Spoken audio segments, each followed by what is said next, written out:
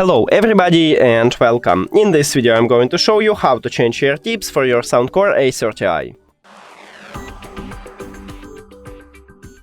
You have to start by remove the old ear tips from your earbuds.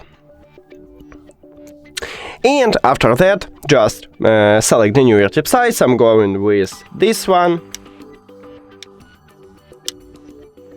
And then attach it.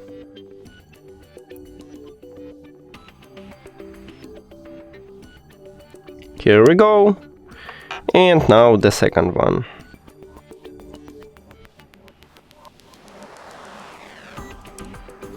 And we did it! Thank you for watching this video. If you found it helpful, please consider subscribing to the channel and leave the like on the video. It's really important to us. See you later!